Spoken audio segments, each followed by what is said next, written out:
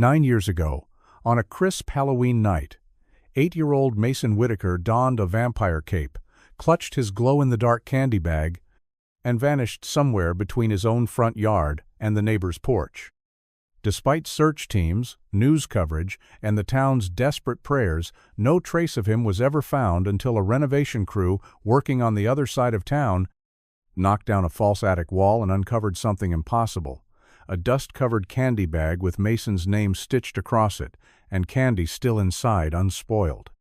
The porch light flickered like a stuttering heartbeat above the Whitaker home, casting warped shadows across the jack-o'-lanterns lining the steps.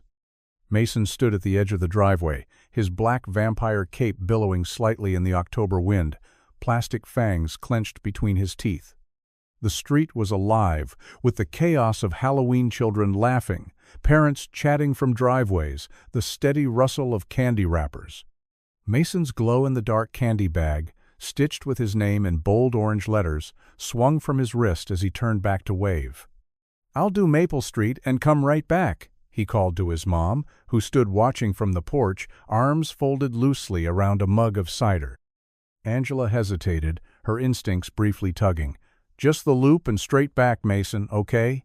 No cutting through yards." "Promise!" he shouted, already halfway down the driveway. The Whitakers had walked the route earlier that afternoon, mapping a safe, well-lit path through their neighborhood and houses, all familiar, all friendly. It would take Mason 20 minutes, tops. Dean had stayed behind to finish carving the last pumpkin, and Angela remained outside to greet trick-or-treaters, waving to Mason one final time as he turned the corner at the end of the street. The first 10 minutes passed uneventfully. Angela handed out candy, exchanged compliments on costumes, and occasionally glanced down the road, expecting to see Mason's black cape fluttering back toward her. But 20 minutes came and went, then 30. She checked the time again, annoyed. Maybe he'd stopped to chat with one of his school friends. Maybe the Lamberts gave out full-size candy bars again. But by the 40-minute mark, the annoyance turned to worry. Dean joined her on the porch, wiping his hands on a dish towel. "What's wrong?"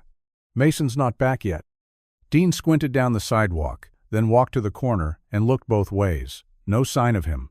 They both got into the car, driving slowly along the route, stopping at each house Mason was supposed to visit. One by one, neighbors shook their heads. Yes, they'd seen him. No, they hadn't noticed where he went after. At 8:13 p.m., Angela called the police.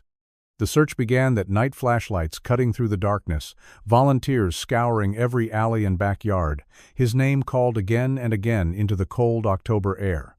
But Mason didn't answer. The candy bag never came home, and the wind carried on, rustling the empty trees, indifferent to the boy who had vanished somewhere between the front porch and the end of the street. The first night stretched like elastic tight with fear, snapping with the sound of radio chatter and bootsteps crunching leaves. By midnight, half the neighborhood was out, combing through yards, wooded lots, and ditches with headlamps and flashlights, calling Mason's name into the thickening cold. His photo was already printed, and circulating vampire cape, crooked fangs, grinning with the innocent confidence of someone who still believed monsters only lived in movies. The police treated it seriously from the start. Mason wasn't a teenager with a reason to run away. He was 8, excited about candy and glow sticks. Kids like that didn't vanish without help. By sunrise, the small town of Dunbridge had morphed into a crime scene. The mayor called for a volunteer search task force. Helicopters were requested. Cadaver dogs were brought in from 3 counties over. School was canceled, not out of precaution, but because teachers couldn't stand in front of classrooms pretending anything was normal. Nothing was. Angela sat on the living room couch, holding Mason's pillow in her lap, her fingers digging into the seams until they hurt. Dean moved like a ghost through the house, locking and unlocking the door repeatedly, as if Mason might walk in if the timing was just right. They hadn't slept, hadn't eaten. Coffee went cold. Phones rang and rang. Detective Callum Briggs, tall, gray-jacketed, and expressionless, set up a command center in the Whitaker garage. He pinned up a map of the trick-or-treat route, drawing lines, checking boxes, crossing out homes that had already been cleared. At 10:41 a.m., A woman named Edna Carver, 70, 8, bird-like, sharp-eyed, approached a uniformed officer and said she'd seen Mason. "I saw him walking past the Blakemore place," she said, pointing down the street. "Right near that old abandoned house on Chestnut. He was alone, cape blowing like mad in the wind, looked like he was chasing something." Briggs followed up immediately. The Blakemore place had been empty for years, boarded windows, sagging roof. The front lawn was thick with weeds and forgotten Halloween decorations from God knows when. Officers broke the lock on the door and entered, flashlights cutting through the rot and mildew. They found dead rats, a tipped-over rocking chair, a dusty clown mask, but no sign of Mason. No footprints, no fibers, no blood, no candy bag. "Maybe she saw another kid in a similar costume," one officer muttered. But Angela clung to the lead, begging to see the house herself.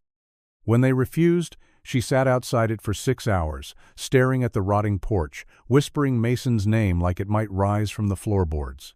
By the time the second night fell, the search radius had expanded 10 miles. The FBI was notified, but Mason was still gone. And already, in hushed voices and dark corners, people were beginning to say it. What if he was taken? On the morning of the third day, just after sunrise, a volunteer stumbled upon something fluttering in a patch of thorny brush on the eastern edge of Eastfield Avenue, 2 blocks from the Whitakers' home, and just outside the original search radius. It was black fabric, caught high on a branch, dancing slightly in the morning breeze like a signal waiting to be seen. The man who found it, a retired firefighter named Carl Boone, recognized it immediately. He didn't touch it. He just stood there, staring, until the nearest officer arrived and radioed it in. It was a torn piece of cape-thin polyester with a jagged rip along one side, the kind sold in plastic bags for $12.99 at seasonal Halloween pop-ups, Mason's cape. Confirmed later by Angela through tears as she held the matching piece she'd saved from the package, still folded neatly in the living room cabinet, with the tag reading, "Vampire Night Deluxe, Child M." The moment shifted everything. Detective Briggs had it bagged and sent to forensics, but the damage was visible even without lab results. The tear wasn't clean, not like it had caught and slipped. It looked yanked, like someone had grabbed it hard, pulled, and then something or someone had kept going. The bush it had snagged on was tall, maybe 5 feet, and the angle suggested movement fast enough to leave fabric behind, not meandering, not lost. The street where it was found, Eastfield, was quiet, flanked by a dead-end trail that curved into a wooded path behind a row of old townhouses. Trick-or-treaters hadn't been directed that way. It was outside the marked loop parents had been encouraged to follow. Mason shouldn't have been there. Angela didn't understand. She had drilled the route into Himpton houses. No shortcuts, no straying. But now her voice cracked as she asked the same question over and over. Why was he 2 streets over? Why would he go that way? Dean didn't answer. He was already walking the path behind the bushes, his eyes scanning every tree, every pile of dead leaves like they might open up and give his son back. At one point, he stopped and crouched down, picking up something small, a single piece of hard candy, still wrapped, its label faded. He pocketed it without saying a word. Briggs added a red pin to the map. New perimeter, new theory. They weren't looking for a lost boy anymore. They were looking for someone who had taken him. By the end of the week, the town of Dunbridge had divided into 2 versions of itself before Mason disappeared and after. The first was a place of porch lights and polite smiles, kids riding bikes until dinner, and neighbors who knew one another's dogs by name. The second was something else entirely, hollow, eyed and tense, every passing glance tinged with suspicion. People started double-locking their doors and whispering at the grocery store. The paper stopped running recipes and started running speculation. Theories multiplied like fungus. Someone swore they'd seen a drifter near the edge of town days before Halloween, a man with a long coat and a limp, pushing a shopping cart full of junk and muttering to himself. He'd asked for change at the gas station. The clerk remembered his eyes were strange. That was enough. Police chased the lead hard, canvassing shelters, hospitals, train stations. They found nothing. No man, no limp, no shopping cart. The gas station footage had already been erased. Then there was Russell Tyne. He lived 3 streets away from the Whitakers and was known, quietly, as the man parents warned their kids not to talk to. He kept to himself. Never put up Christmas lights. The kind of man whose house sat dark and silent even on the 4th of July. Someone unearthed a record from another state charges from years ago involving indecent exposure near a playground. The charges had been dropped, but no one cared. He was arrested in the middle of the night and brought in for questioning. Nothing connected him to Mason. No evidence. No alibi either, but he didn't need one. They had nothing to hold him on. He returned home in the back of a squad car, face blank behind the window. He never left the house again. Then the rumors turned inward. At first, it was just murmur-squiet, tentative. But after the torn cape was found, and no other clues followed, people started to ask what no one wanted to say aloud. Had Mason's father been too quiet? Too calm? Dean, who had held it together better than anyone expected, suddenly became a point of interest. Briggs asked him to come down to the station. Routine, they said. Standard, in a case like this. Dean sat in the hard chair, hands folded, answering every question.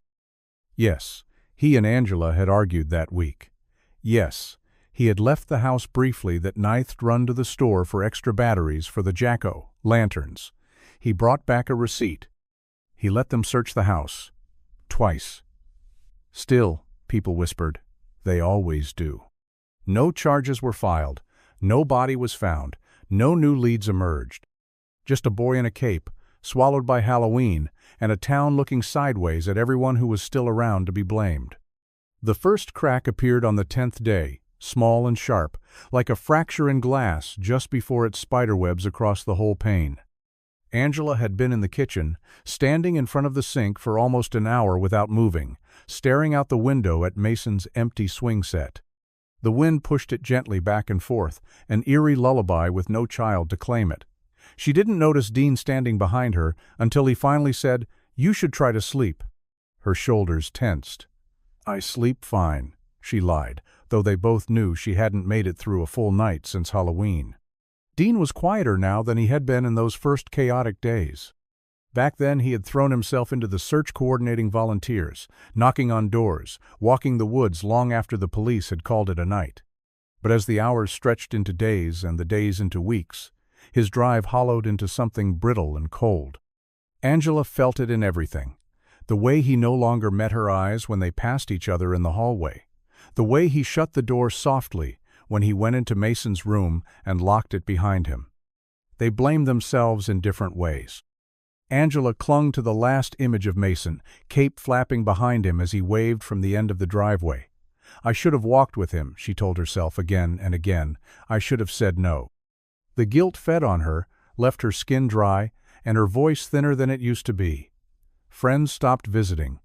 They didn't know what to say, and Angela didn't want to hear it anyway.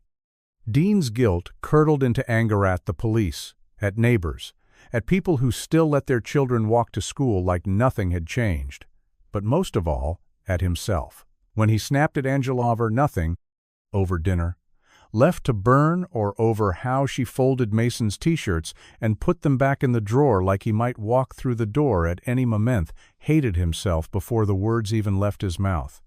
They began speaking through half-closed doors. Their bedroom, once a shared refuge, became neutral ground. Angela took to sleeping on the couch, claiming she didn't want to wake Dean with her tossing. Dean didn't fight her on it. At night, when the house fell quiet, they each lay awake in different rooms, listening for footsteps that would never come, and wondering, separately and silently, whether grief had not only taken their son but their life together as well. The first anniversary fell on a Sunday gray skies, cold wind, the trees bare and skeletal along the streets of Dunbridge. People gathered at the park just after dusk, candles cradled in wax-stained cups, their breath fogging in the early November air. It had been a year since Mason vanished, and nothing new had come. No evidence, no suspects, no answers, just silence that stretched longer every day. Angela stood near the front, her coat zipped high, her hands clasped tight around her candle like it was the only thing anchoring her in place. The flame danced and bent in the breeze, threatening to go out with every gust. Behind her, neighbors murmured prayers, a few choked back tears. Others just stood still, unsure whether this gathering was about hope or surrender. A local pastor read a few words. A teacher shared a story about Mason's love of dinosaurs and how he used to insist on drawing fangs on all of them, even the herbivores. People chuckled softly, then went quiet again. When the microphone was offered to Angela, she shook her head once and stepped back. She hadn't spoken in public for weeks, but tonight felt like more than silence. It felt like retreat. Like whatever light she'd been carrying had finally gone out. Dean accepted the candle from her hands and held it for both of them. Afterward, when the crowd began to drift away and the flames flickered out one by one, Angela walked home without a word. She didn't speak to the press, camped by the sidewalk. She didn't look at the photos taped to the telephone poles. She opened the front door, stepped inside, and disappeared into the back of the house. Dean stayed behind to pick up discarded wax cups and put out the last of the candles. By the time he returned, Angela had locked herself in their bedroom. She didn't come out until morning. She didn't speak to anyone for 3 days. Dean stopped trying to pull her back. Instead, he turned his focus inward. Mason's room, still frozen in time since Halloween night, became something sacred. He vacuumed it weekly, dusted the shelves, fluffed the pillows on the twin bed. He kept the small bedside lamp on 24 hours a day, just in case. A neighbor once offered to help box up Mason's clothes, but Dean declined with a flat, empty stare. He became obsessed with preservation, every Lego exactly where Mason had left it. Books in order, light bulbs replaced the moment they flickered. He didn't want to move on. He wanted to maintain a world that Mason could still return to, even if he never would. The house on Grover Street had been empty for years, its clapboard siding warped from rain, its porch sagging like a weary sigh. Most people in town barely noticed it anymore. It sat across town from where the Whitakers lived, a quiet relic from another era, waiting to be sold, torn down, or forgotten. But in the fall of the 9th year, someone bought it. The new Onersa young couple from out of state hired a contractor named Vic Malone to renovate the place. Vic had been in the business 30 years, seen it all. Water damage, black mold, walls that crumbled like paper. He didn't spook easy. He brought in his crew to tear out the insulation, reinforce the beams, and gut the attic, which, according to the floor plan, was supposed to be one open space. But it wasn't. On the second day of work, Vic noticed something strange in the northwest corner. A section of the wall didn't match the original framing, newer nails, fresher wood, painted over to blend. It was subtle, but not subtle enough. Someone had sealed it deliberately. There was no access hatch, no reason for it to be closed off. So Vic got out his crowbar and started pulling. The boards came off slow, inch by inch, revealing a hollow crawl space no more than 4 feet deep. Dust fell like ash as he peered in with a flashlight, expecting nothing more than rodents or forgotten holiday decorations. Instead, he saw something lying neatly in the center of the void. A glow-in-the-dark Halloween bag, the cheap kind kids carried on trick-or-treat runs. It was covered in dust, but otherwise untouched. Vic crawled in and pulled it out carefully. When he turned it over, he froze. Mason was stitched in orange thread across the front. The letters were smudged but unmistakable. Inside the bag, the candy was still there. Wrapped, unspoiled, like it had been placed there yesterday. Vic didn't say a word. He climbed back down the attic ladder, walked out the front door, and sat on the porch until his hands stopped shaking. He knew that name. Everyone in Dunbridge did. Mason Whitaker, the boy who disappeared on Halloween, the one no one ever found. By the time the police arrived, the attic had gone still again, but the air in the house felt different now. Like it had been holding its breath for nearly a decade, waiting for someone to find the thing it had been hiding all along. Detectives cataloged the candy one piece at a time, each wrapper handled with gloved fingers, each label photographed, logged, and placed in evidence bags. The contents hadn't spoiled. That was the first thing that made everyone pause. The Snickers bar was intact, no bloating or oily residue. The candy corn wasn't sticky. A lollipop still bore its clear wrapper, sealed perfectly along the twist. The Tootsie Rolls cracked cleanly when gently bent. 9 years.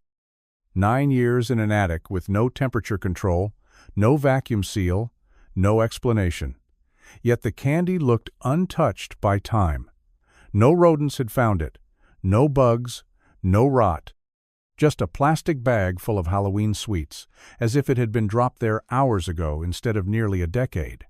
But that wasn't the strangest thing. At the very bottom of the bag, beneath a handful of small Smarties rolls, sat a red plastic toy. It was a voice recorder, the kind that fit into a child's palm, cheaply made, with a yellow button that triggered playback.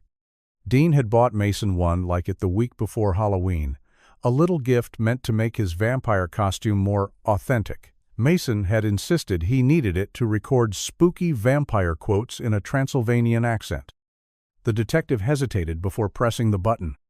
At first, nothing but static, a low hum of white noise, the kind that fills an empty room when the TV is left on the wrong input. Then, buried under the fuzz, a voice, faint, small. A child's voice. "This is Mason. Trick or treat." There was a pause.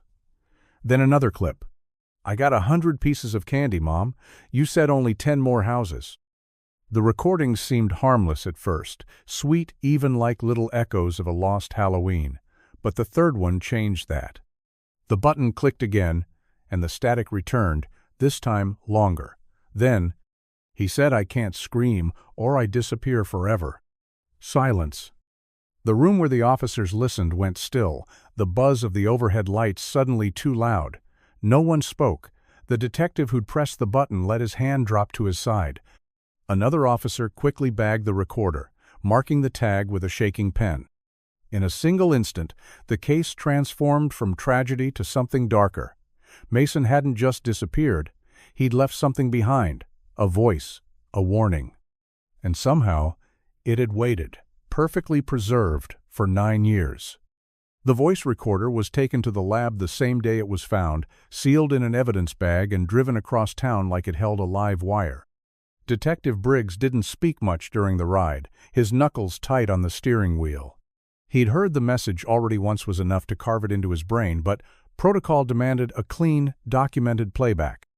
An expert from the state lab was waiting, seated behind thick glass with noise-canceling headphones and a row of equipment that looked more suited to intercepting spy signals than decoding a toy. The recorder was placed on a soft mat. Gloves, camera, audio feed, running. It took only one press. The static spilled out again, harsh and grating, like it was clawing its way through the years to be heard. At first, there was nothing else, just that low, soulless buzz. Then, at the edge of the noise, something began to stir, a faint crackle, a shift, like the sound of someone breathing close to the microphone. Then, layered under it, a whisper. "He said I can't scream, or I disappear forever." The room fell completely silent. The lab tech looked up through the glass, expression pale and unreadable. "Want me to play it again?" she asked over the intercom. Briggs shook his head slowly. Once was enough. It was Mason's voice. Angela confirmed it later, though she didn't need to. Anyone who had heard him speak knew that soft, unsure tone, that slight lisp on the S's. Mason had recorded himself. But what chilled everyone was not just the words, or the fact that the toy's battery still held enough charge to play them. It was the whisper. It didn't sound like a performance. It didn't sound like play. It sounded like a secret spoken in a dark place, like a warning whispered in a closet, under a bed, from behind a wall. The kind of voice a child uses when they've learned what happens if they speak too loudly. Briggs listened one more time on his own, after the lab had cleared out. He sat in the dim, soundproof booth and stared at the recorder on the table like it might start talking again on its own. He pressed the yellow button and let it play. "He said I can't scream or I disappear forever." It wasn't a clue. It was a ghost reaching through plastic and static, asking after all this time not to be forgotten. The file that had once been thick with search maps, interview transcripts, and grainy photographs had long since been boxed and labeled inactive. It sat on a shelf in the back of the Dunbridge Police Department's records room, spine faded from sun exposure, its tabs yellowed with time. But after the attic discovery, after the voice, the candy, the whisper, Detective Briggs pulled it down himself. He didn't trust anyone else to handle it. The dust came off in a soft cloud as he opened it, and for a moment the room felt like it held its breath. The official case status was changed from presumed missing to active investigation. It took less than 5 keystrokes. The impact, however, rippled outward like a rock thrown into still water. Angela Whitaker had changed her last name to Caro 2 years earlier. She was living in Chicago now, remarried, working part-time at a family counseling center. She didn't pick up when the department called the first time, or the second, but on the third try, her voice cracked through the line measured. Quiet. "Is this about Mason?" Briggs didn't answer right away. "We found something," he said. "We need you to come back." There was a silence so heavy it hummed. Angela arrived 3 days later.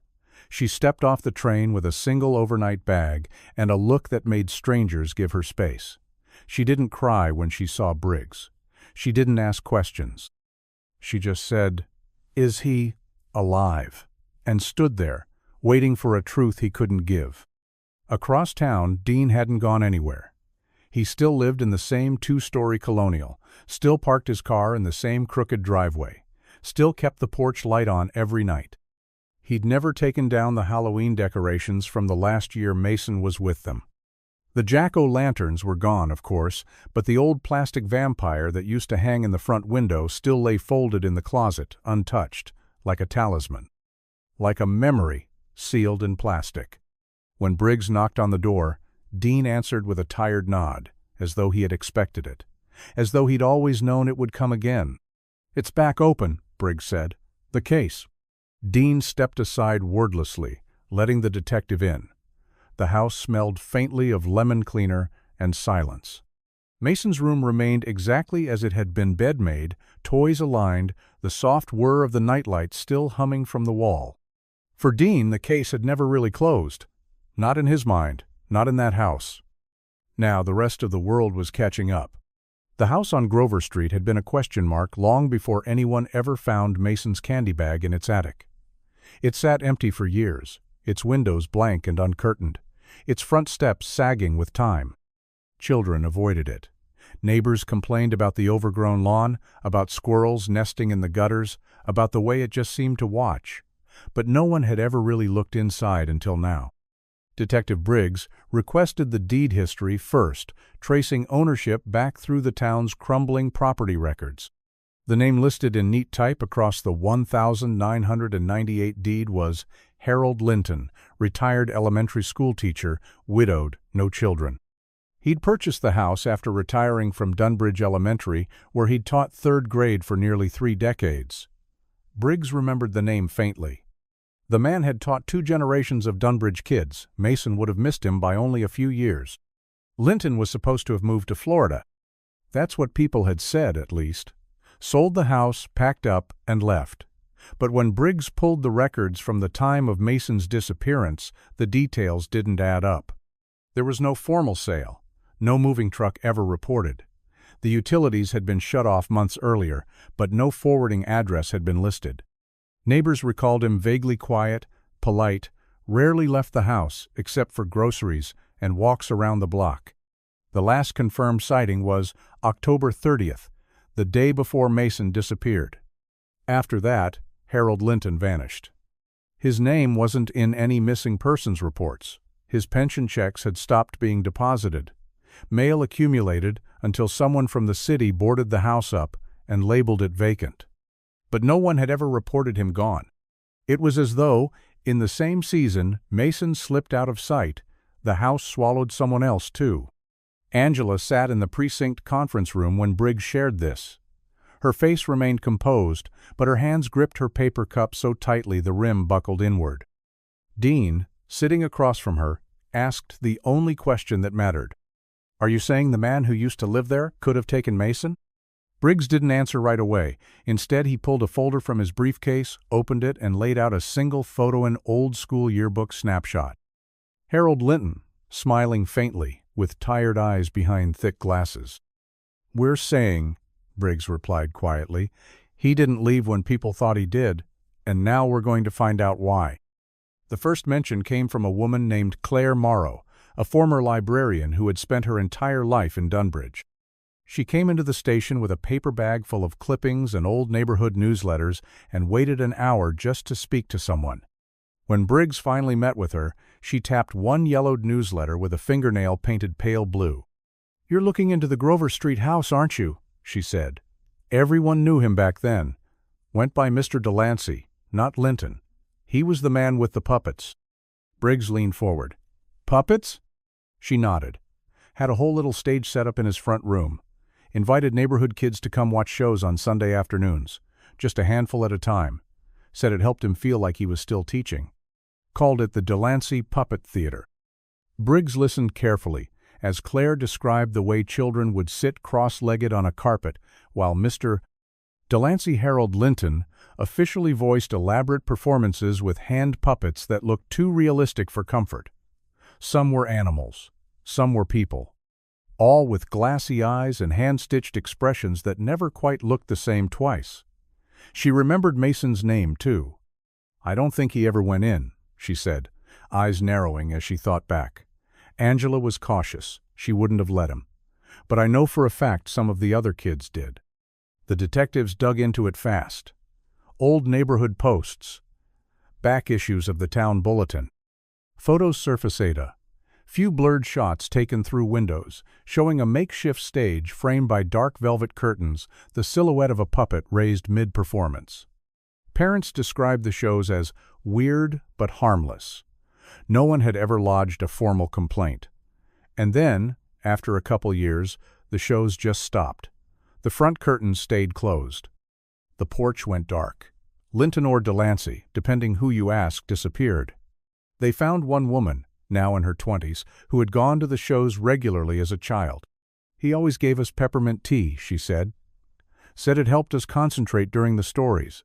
Sometimes he'd let us hold the puppets after the show. Some of them had real hair." She paused. "It wasn't until after Mason disappeared that I realized how weird it all was.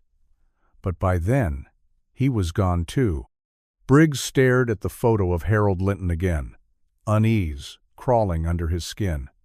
A man with no family, a quiet house, a puppet theater in the parlor, and a boy who vanished on Halloween. The bag didn't feel like a discovery to Dean, it felt like a message. That was the thought that kept circling his mind, over and over, refusing to let go. The candy, untouched after 9 years, the recorder still speaking, the attic sealed like a tomb. It didn't make sense. Not as accident, not as coincidence. Someone wanted it found. The theory took root slowly, then bloomed all at once, blooming in the early hours of a sleepless night, when Dean sat at the kitchen table with a legal pad and a cup of stale coffee. He hadn't touched the stove in days. The fridge hummed and rattled in the background as he spread out old photographs, printed maps, and photocopies of police records he'd requested again under new names and pretexts. Some of the pages were curling at the corners from age. Others he had never stopped reading. The dining table disappeared beneath his efforts, colored pins jabbed into a corkboard. A satellite printout of Dunbridge, covered in red ink markings for every place Mason had last been seen, every witness statement, every false lead. And now, a new pin, blue instead of red, the Grover Street attic. Dean moved differently now, slower, more deliberate. But there was a sharpness in him again, something that had dulled over the years in the haze of routine and resignation. He shaved every morning. Started taking walks in the neighborhood again, not for health, but for patterns. To remember angles, sightlines, habits. Mason had been taken less than a block from the place where someone had once performed puppet shows for children behind drawn curtains. And now, Mason's bag just happened to appear there? Dean didn't believe in timing that neat. He believed it had been sealed in deliberately, preserved, left in place like bait. Not for the police, but for him. Because whoever had taken Mason knew Dean would still be watching. Still waiting. Angela had left that kind of hope behind. Her grief lived behind glass now neatly compartmentalized, sealed off from the past. But Dean had never stopped building shrines in the quiet.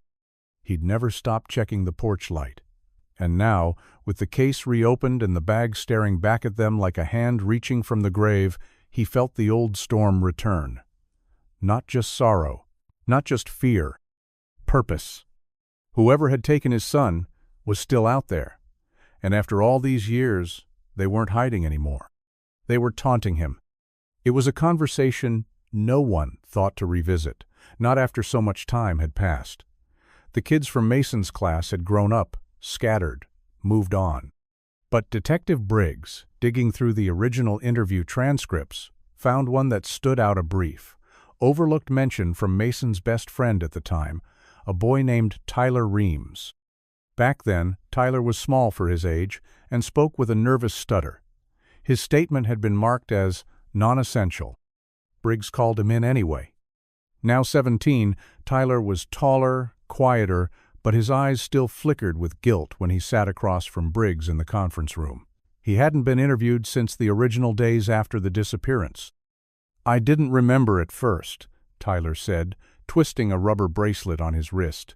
"But when I saw the news about the bag, about the attic, it came back." Briggs waited, letting the silence sit. "Mason and I," Tyler hesitated, then continued, "we were going to go to this house, not part of the trick-or-treat map. We thought it'd be cool, like a secret. He called it the spooky house with the red curtains." Briggs leaned forward slightly. "You mean the Grover Street house?" Tyler nodded slowly. "We weren't supposed to. Our moms both said to stay in the loop. Just the regular houses. But Mason, he said this one had something cooler." "What did he mean by cooler?" Tyler's hands clenched in his lap. "He said a man there had a puppet show, like a Halloween show, with creepy stories and candy after. He said a kid in his after-school group had gone before and said it was fun. And you were going to go with him?" "I backed out," Tyler said quickly, ashamed. "I got scared. I told him I had to go home early. I don't even think I told my mom that part. But Mason, he said he might still check it out on his way back." Briggs sat back, the words settling like weight into the room. The address, the red curtains, the puppet show, it all matched. Grover Street, Delancey's house. The very attic where the candy bag was found. "Did you ever see the house again after that night?" Briggs asked. Tyler shook his head. "No one went near it. After Mason, everyone just kind of pretended it wasn't there anymore. For 9 years, the map of that night had been incomplete. A single street, a detour, made in secret. And now, with a few quiet words from a boy almost grown, the path came into focus one Mason had walked alone, toward a house that had waited in silence. The second bag was found on a Monday morning during another renovation clear across town. Different house, different street. Same kind of attic-close ceiling, thin insulation. The kind of place you only went when something was broken or leaking. The house was older, set behind a row of tall hedges, and had just been bought by a couple from out of state, much like the Grover Street place. The contractor, a man named Eddie Juarez, had paused his work when he noticed a faint draft behind one of the attic walls. Curious, he peeled back the drywall and found a shallow cavity packed with dust and old insulation. Inside, tucked neatly into the far corner like it had been deliberately placed, was another glow-in-the-dark Halloween bag. The design was different this time, Jack. Lantern faces in bright orange against a black background, but the shape, the size, the materials were the same. When Eddie lifted it out, he noticed how light it was. No candy, no toys. Just a single item inside, a child's bracelet made of plastic beads, half of them faded, the other half still spelling out a name. Lisa. The moment Eddie saw the beads, he remembered the news story. The first bag, the boy, the attic. Police arrived within the hour. Briggs stood in the middle of the attic, holding the bag in one hand and staring at the bracelet like it might start whispering. The beads were cheap, The kind kids made in summer camp or after-school programs. The kind that were made to be traded, worn until they broke or were forgotten, but this one had been placed with care, preserved, hidden. Like a marker. Back at the station, old files were pulled, names reviewed, patterns re-examined. Lisa Calderon had gone missing 13 years earlier, age 7. She'd been walking home from a Halloween party hosted by her church. No costume, just a bright pink jacket and a butterfly hair clip. Her case had gone cold within months. No witnesses, no suspects, no trace. Until now. Dean sat in the waiting room as Briggs passed him, the second bag tucked under his arm. He didn't ask what was in it. He didn't have to. He could see it in the detective's face, the tightness around the eyes, the way he held the bag like it was made of glass. Mason may not have been the only one. And the man who took him hadn't started with Mason. He'd just gotten better at hiding them. The blueprints came from the county archives, rolled sheets of brittle paper that smelled faintly of mildew and time.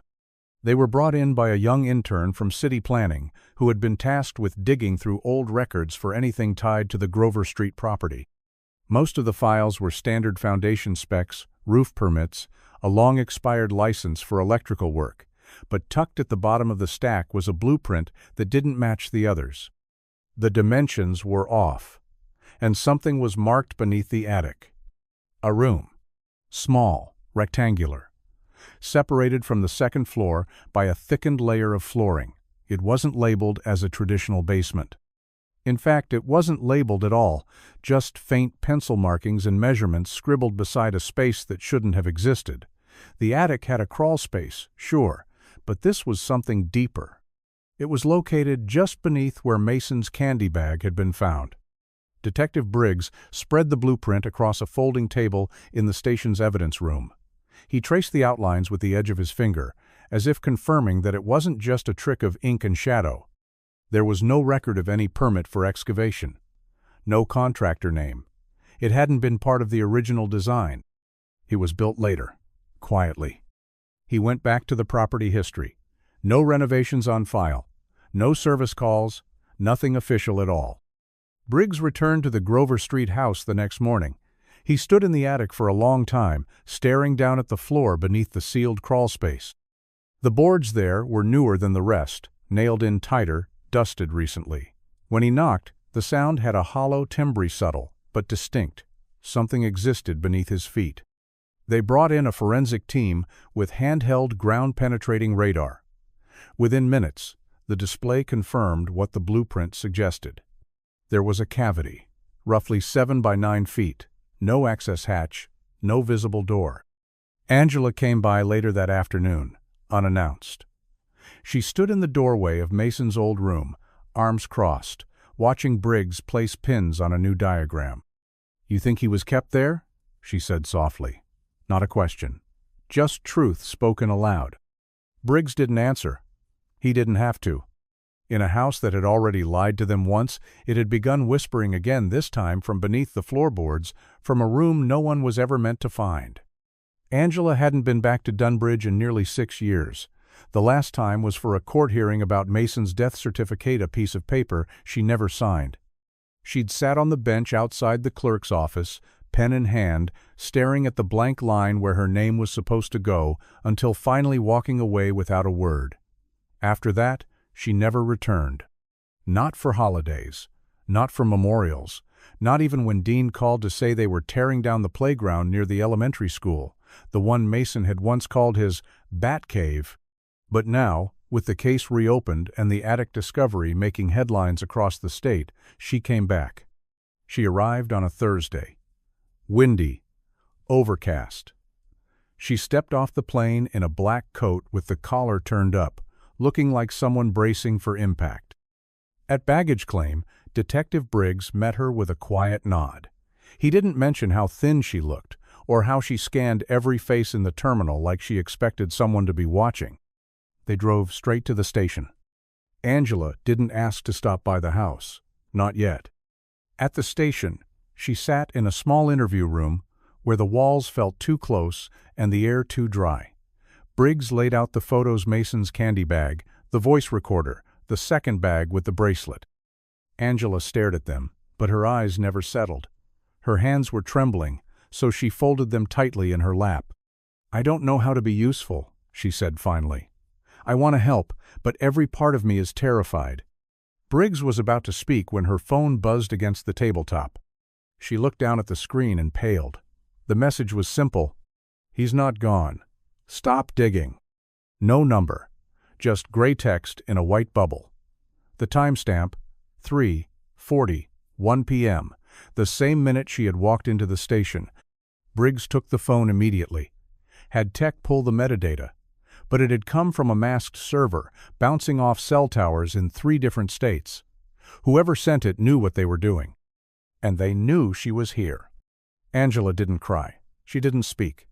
She simply looked out the window at the gray sky, hands clenched in her coat pockets, and whispered, not to Briggs, not to anyone in the room, but to the child who still filled her dreams, "I'm not stopping."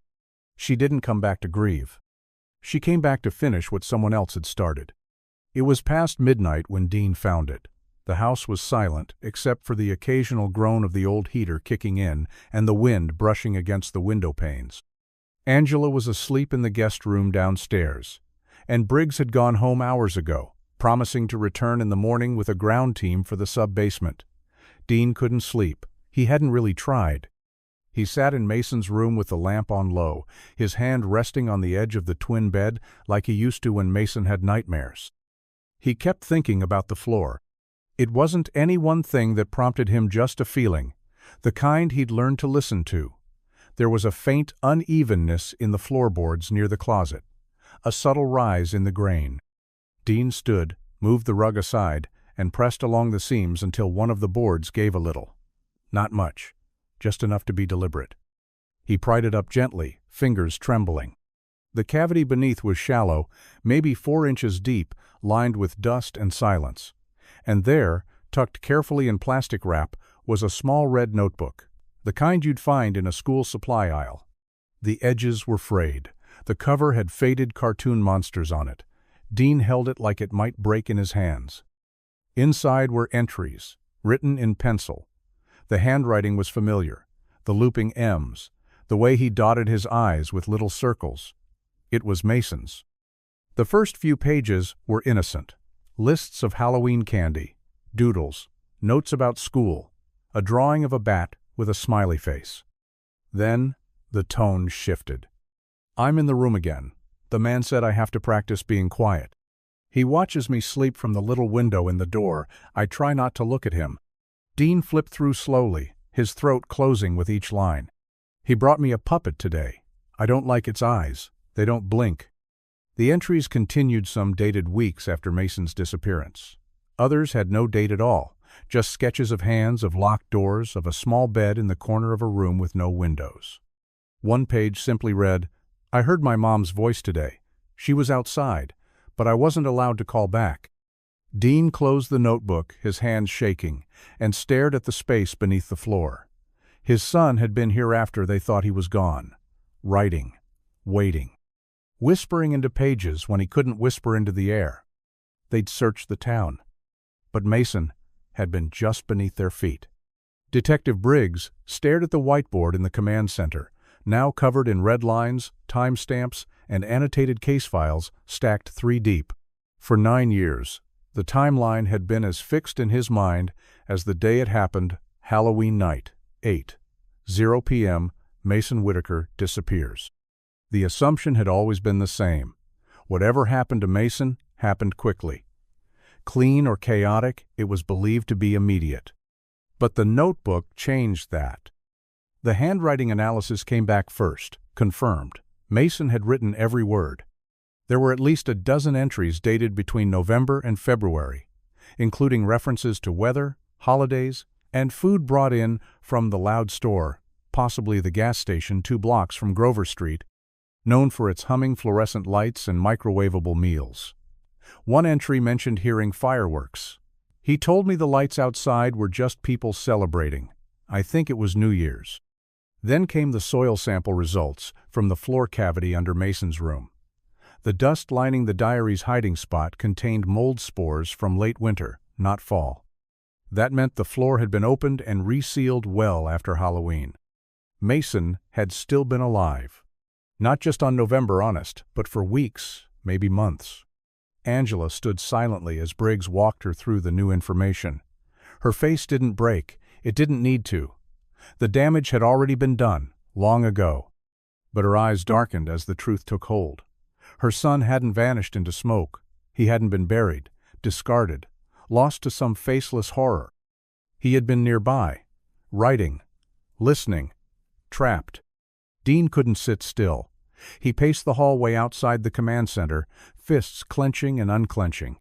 For years he had believed, in the raw and wordless way a parent believes, that Mason hadn't just disappeared. Now he knew, and knowing was worse. The team recalibrated the search radius, poring over delivery logs, utility records, and local service calls within the months following Mason's disappearance. A plumbing report surfaced filed in late December for the Grover Street address. The pipes had been rattling. The owner never answered the door, so the technician left a note. And the lights Briggs circled it on the board. A single mention from a neighbor, filed as background noise at the time. Thought I saw movement upstairs in early January. Figured it was a squatter. No one had followed up. The timeline wasn't broken. It had been bent. Bent quietly, deliberately, and cruelly. And for months, Mason may have been waiting for someone to notice that he was still here, still alive. It took the better part of a day to break through. The floorboards had been reinforced with a second layer of plywood beneath the insulation, sealed with industrial nails that had rusted over time. No hinges. No latch. No reason for it to be there unless you were trying to hide something. When they finally removed the last board and lowered a flashlight into the void, what they saw wasn't a crawlspace. It was a room, 8 feet deep, maybe 10 by 12 across. It had been dug by hand, brick walls laid unevenly against packed earth. There were no stairs, just a makeshift rope ladder, aged and frayed, swaying slightly with the movement above. Briggs went down first. The air hit him immediately damp and still, the smell of mildew and something older, something forgotten. He turned in a slow circle, the beam of his flashlight cutting across the walls. Puppets. Dozens of them. They hung from hooks embedded in the brick-stringed marionettes, hand puppets, shadow figures crafted from leather and wood. Each had its own expression, some wide-eyed and smiling, others frowning or twisted in exaggerated fear. Their eyes, glass, button, painted, followed him as he moved, unblinking. At the far end of the room was a narrow shelf, warped and sloping with age. On it sat an old record player, a stack of cassette tapes, and a wooden box filled with Polaroids. Briggs opened the box with gloved hands. Children, dozens of them, some smiling, others looking off camera. None were labeled, but one photo stopped him cold. Mason, no costume, just a gray sweatshirt and tired eyes. He was holding a puppet's face, a grotesque imitation of a clown, and behind him, visible just barely, was one of the brick walls. This room. There was writing on the back of the photo. Dress rehearsal. Didn't speak today. As the rest of the team filed in, no one spoke. The puppets hung silently, swaying just slightly, their strings tangled as if they'd been used and dropped quickly. Some had wear marks on their limb scratches, fraying cloth, what looked like dried flecks of paint but smelled faintly of something metallic. Briggs set the photo down and looked around the room. This wasn't a storage space. It wasn't a forgotten hobby. It was a stage, a place built for performance and for audience control. And whoever had built it hadn't been performing for joy. They had been practicing something else entirely. Silence, obedience, fear. They opened the floor late in the afternoon, when the light outside had already started to dim. The sun slipped behind the trees in long shadows as the forensic team lifted the final panel, exposing a hollow that breathed stale air into the room above. The sub-basement wasn't listed on any blueprint. It didn't exist in city records, but it was there, carved with intention beneath the crawlspace, sealed so tightly that it had taken 2 days and a small army of tools to get inside. The ladder led into stillness. Briggs was the first to descend, his boots hitting the packed dirt floor with a muffled thud. The walls were brick, damp with condensation, the mortar between them cracked and yellowed like old bone. He swept the flashlight slowly, and the beam landed on a wall that took his breath. Puppets. They were everywhere, lined neatly from floor to ceiling, resting on handmade shelves, hung by threads from the wooden beams above. Some sat slumped in chairs like an audience waiting for a curtain to rise.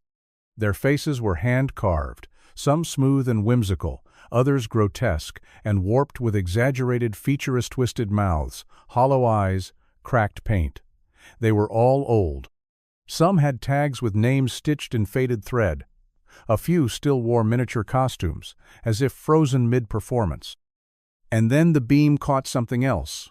A cluster of Polaroids pinned carefully along the opposite wall, tucked between hanging puppets. Briggs stepped closer, the air growing colder with each step.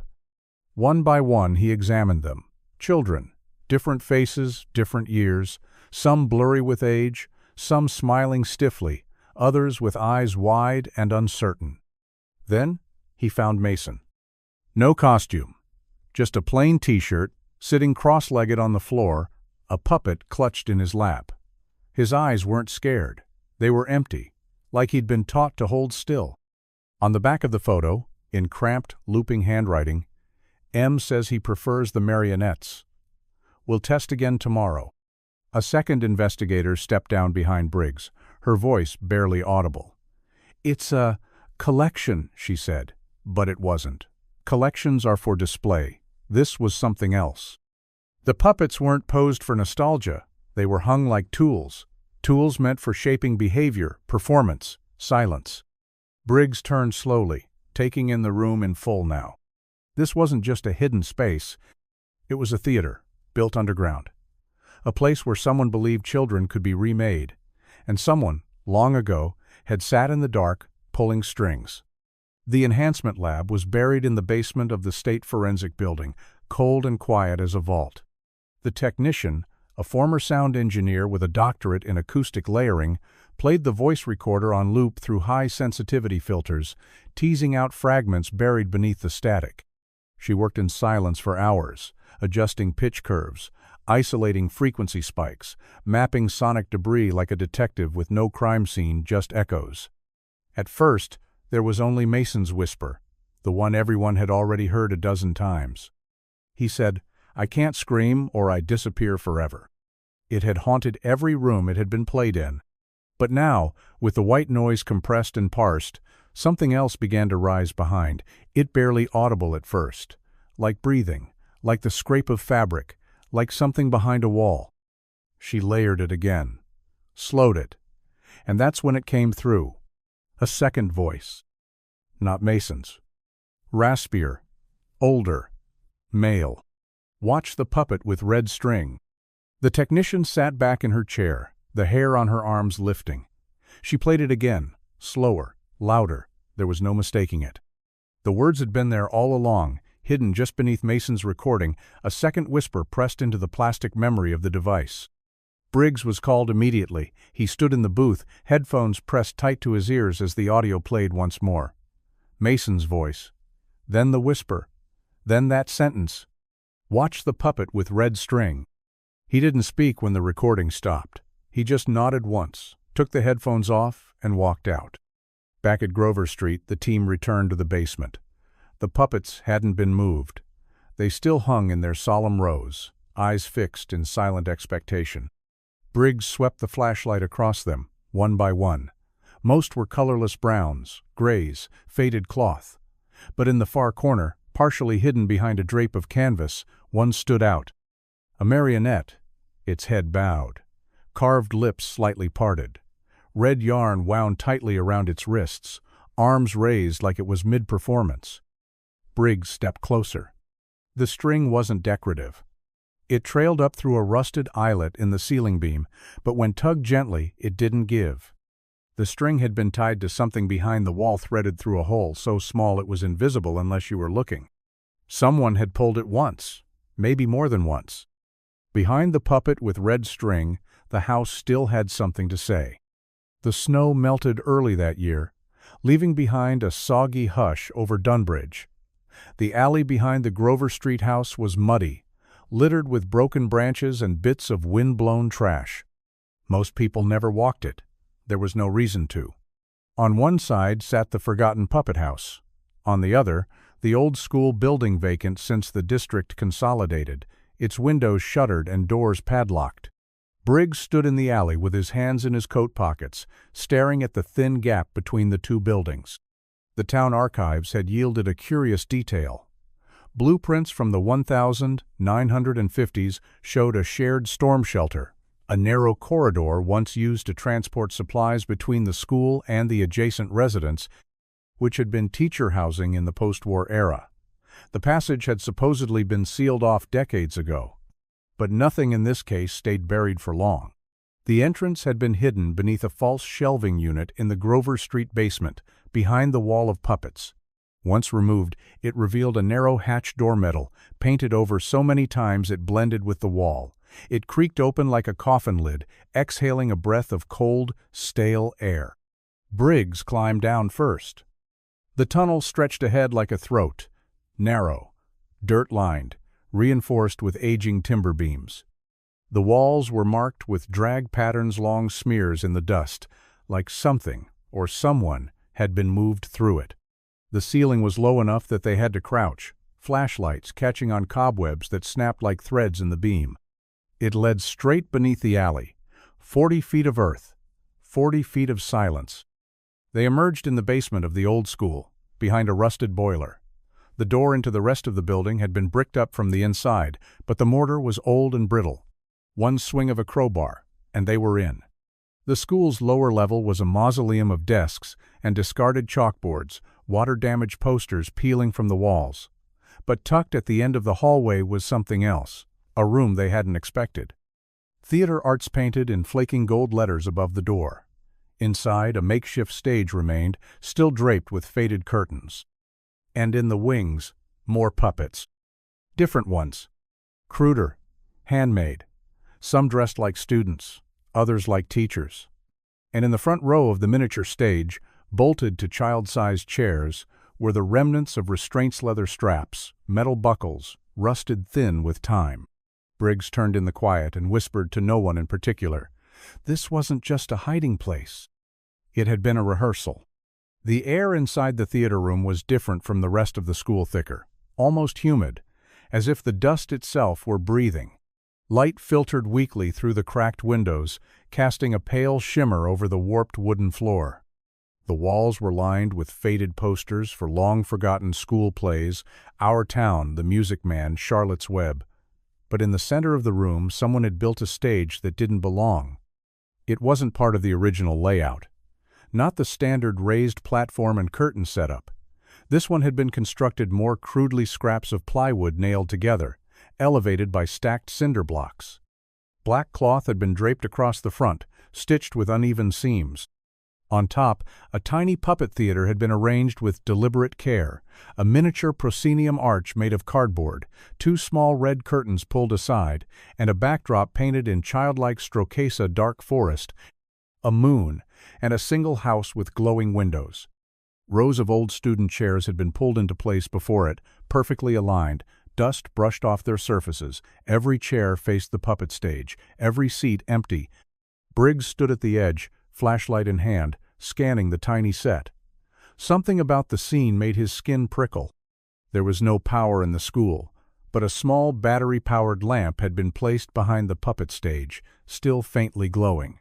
And in the center of the puppet stage, laid out with awful precision, were three figures. One was dressed in a tiny vampire cape, with a drawn-on smile and red yarn for hair. The second puppet had a distorted face and wore a black coat. Its wooden arms were raised like a conductor's. The third figure was placed near the painted house, lying on its side, its arms outstretched, as if reaching. Its head had been broken and re-glued, the seams still visible. Beneath the stage was a label, scrawled in black marker on a torn piece of paper and taped unevenly to the frame. The One Who Got Away. Briggs reached for it, but paused. The moment didn't need disturbance. Behind the stage, a tape recorder sat on a metal folding chair. The team played it later, back at the station. Music played first a warped instrumental lullaby, then a voice, high-pitched, practiced, calm. Tonight's performance is dedicated to the boy who wouldn't stop looking. The recording ended with laughter. Not a child's, not a man's, something in between. Rehearsal was over. The final show had already been performed. The false wall was nearly perfect. Seamless paint, matching studs, a vent cover installed for appearance, only no airflow behind it. It had been added long after the school shut down, probably in the years when no one cared what happened in the basement of a forgotten building. But when a member of the forensics team noticed the sound difference, how that section of wall rang hollow when knocked, they began the careful work of removing it. Behind the drywall was a narrow crawl space, just wide enough for a child to lie down. The air inside was stale, dry, untouched. They found fingerprints along the wooden joist, smudged, overlapping.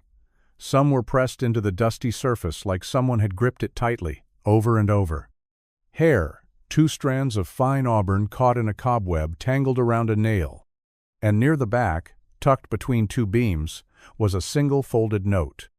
It was paper from a legal pad, aged and soft with time, folded twice, tucked deliberately behind a splintered crossbeam.